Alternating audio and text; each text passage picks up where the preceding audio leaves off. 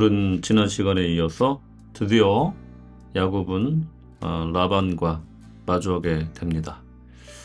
41절에 보시면 내가 외삼촌의 집에 있는 20년 동안 외삼촌의 두 딸을 위하여 14년, 외삼촌의 양떼를 위하여 6년을 외삼촌에게 봉사하였거니와 외삼촌께서 내 품삯을 10번이나 바꾸셨으며, 이렇게 토로하고 있는 야곱을 보게 됩니다.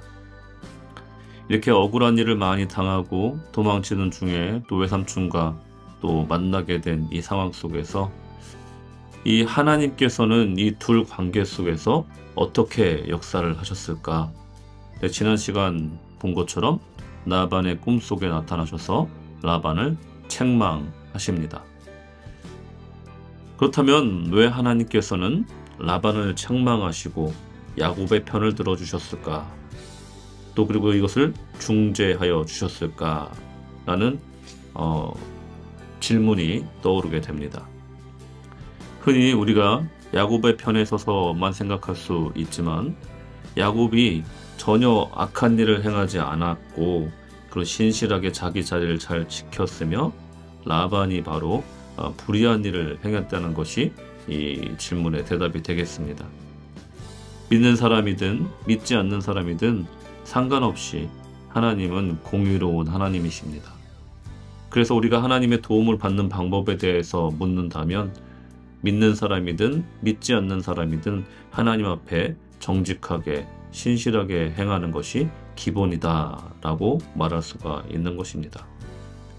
야곱은 하나님 보시기에 부끄러움 없이 신실하였고 라반은 누가 뭐라 해도 품삯을 10번이나 바꿀 정도로 불의하게 행한 것이 분명하기에 하나님은 야곱의 편을 들어주신 것이고, 또 이들이 또 싸움을 계속하지 않도록 미스바의 언약을 세울 수 있게끔 도와주셨다는 것입니다.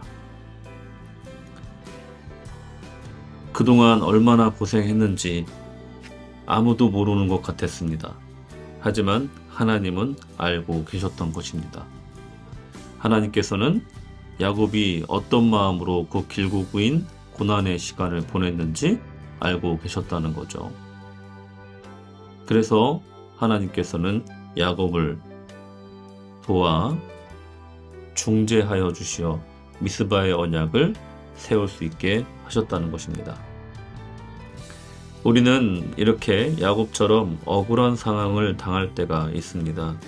그럴 때마다 우리에게 찾아오는 유혹은 나도 세상 사람들처럼 불의한 방법으로라도 이겨볼까, 아니면 손해를 피해볼까 하는 유혹이 찾아옵니다. 하지만 말씀을 볼 때 우리는 어떤 상황에서도 하나님의 공의로움을 쫓아 우리 또한 의롭게 살아야 한다는 것을, 그래야만 하나님의 도움을 받을 수 있다는 것을 우리가 이 말씀을 통하여서 깨달아야 될 줄로 믿습니다. 야곱이 끝까지 인내하여 하나님의 보호하심을 경험한 것처럼 우리도 억울한 상황에서 불의한 일에 손잡지 말고 의로운 마음을 절대로 놓치지 않는 가운데 하나님의 신실하심을 신뢰하며 믿음으로 나아가는 하루가 되어야 되겠습니다. 오늘 만날 상황과 사람들이 어떠하든지 우리는 주님의 백성으로서의 그 삶을 살아갈 수 있도록 인도해 달라고 기도하시기 바랍니다. 기도하겠습니다. 하나님 아버지, 우리는 수많은 상황과 사람들을 만납니다. 그럴 때마다 세상적인 방법으로 우리도 그들을 이기고 싶고 손해보고 싶지 않을 때도 많이 있습니다.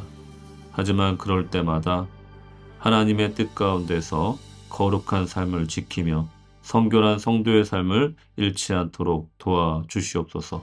그럴 때 하나님께서 우리에게 천사를 보내시어 우리를 도와주시고 또한 모든 것들을 중재하시는 미스바의 언약을 세워주실 줄로 믿습니다. 하나님, 하나님의 성도로서 하나님의 백성으로서 성결함을 잃지 않도록 오늘도 지켜주시옵소서. 예수님의 이름으로 기도드렸습니다. 아멘.